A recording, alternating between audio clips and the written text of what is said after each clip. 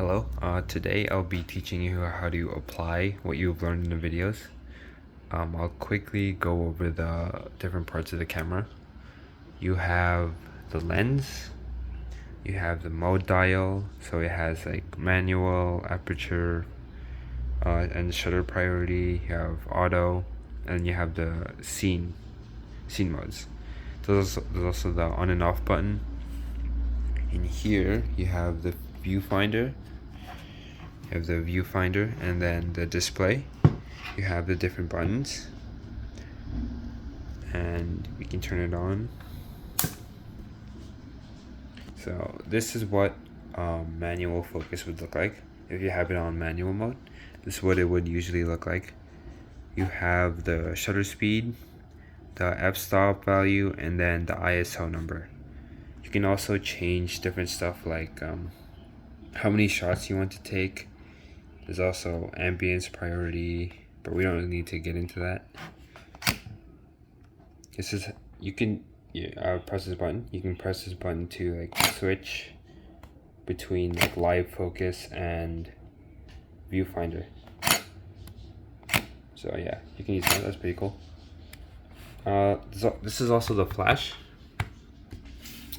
You can turn it on by, hold on, let me see.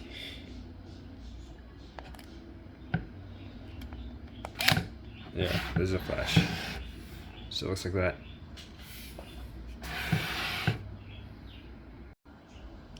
From here, you can access, I should probably go through this first.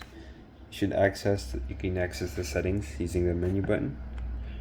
There you have all the different stuff. Yeah, this is pretty useful. So we go back. This is the shutter button. You can use this to take pictures. And I'm gonna quickly take off the lens and then show you the insides. So I took off the lens and then this is what the insides of the camera will look like. I don't want to talk like too close to it because I don't want to get spit on it. It's pretty hard to clean. So yeah, you should try and keep this clean or else you'll have like stuff on your picture. This is the lens off the camera. There's blades inside, but you can't, it's pretty hard to see. Yeah, there are blades inside at the aperture blades. So this is what the underside of the camera would look like. You have the place where you could screw it onto a tripod. You also have the battery and the SD card compartment. I'll quickly open it.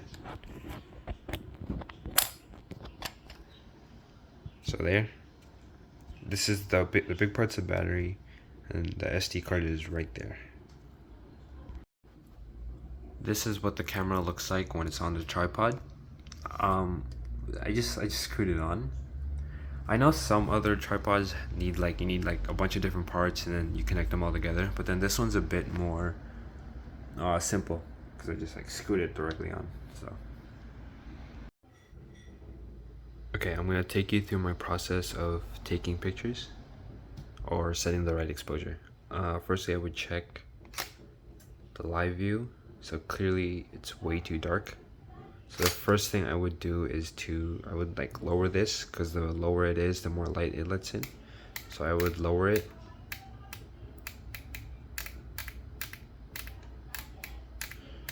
Let's try 15. So yeah, see, you can see it's much brighter. But usually I wouldn't go like this low, because if you don't have a tripod, it gets way too shaky.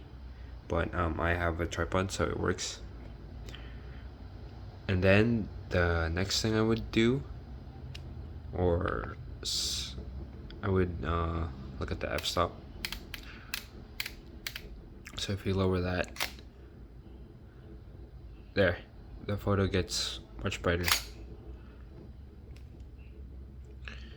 So okay, let's say you wanted to take a photo with like the background like blurry. You would lower this all the way down. So now if we focus it, you can see the background is kind of blurry. and the car is in focus.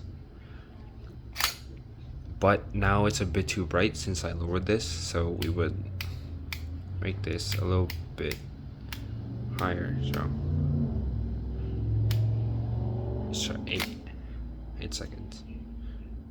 There, you can see the histogram. There's that line just like on the very side. That means some of it is a bit overexposed. So let's try and sort of like balance it out. 5.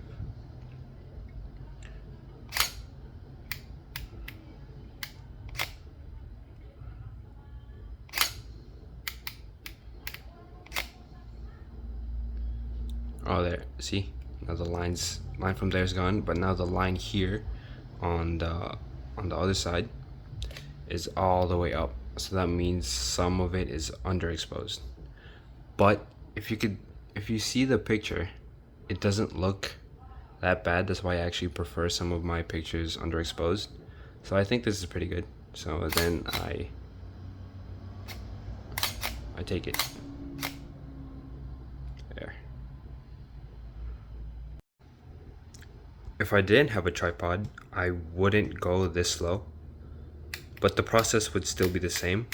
The max I would usually go with a tripod is maybe 40. This one doesn't really matter if you don't have a tripod. And then if it's still too dark, then I would change the ISO, but then I would use that as like a last resort, because a high ISO, like a really high ISO, makes the photo like grainy, and you kind of don't want that.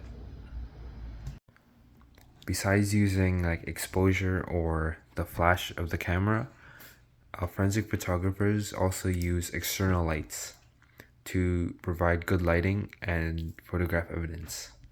One lighting trick that they would use is oblique lighting. So instead of having the light from straight up, they would have the light coming from the sides. Because like, for example, if you have the light like right on top, it sometimes reflects off of the surface and you can't really get a detailed image. But if you have it to the side, it provides like shadows. Okay, here, for example, we have these tool marks. Okay, let's just call it tool marks on the wall. If I shine a light directly onto it, here, let me try and get a good angle, but like directly onto it, you can't get too much detail. See, it kind of like, the light kind of overtakes it, and it gets like, the light reflects off of the surface. It's kind of hard to see. But if we do it from the side, you can get so much more detail. You can see all the little markings on it. You can see all the tiny details. And this is useful for the people in the lab, so they could like examine it really closely. The photographic evidence that they can gather from this, they could use to help match it with like tools found at the crime scene, or like they can help it can help with like determining what tool was used. This isn't just used for tool marks, it can also be used for things like footprints. I was gonna go outside to make like a footprint on the ground, but it was raining, so I can't. So I'm just gonna use a shoe as an example. So here we have the light directly on top of it, and again, you can't really see, well, it's not really clear where the details are. It looks kind of flat. But if we have the camera, the light to the side, you can see where all like the grooves are, where all the detail is. Again, this can be used to like help match footprints at like the scene of the crime, which is like helpful for finding suspects or confirming potential suspects. When taking pictures of evidence, usually forensic photographers would be using like a scale. So something like this. It's not exactly like a ruler, but they has like another side coming off this way. But yeah, it's something like this to show its dimensions.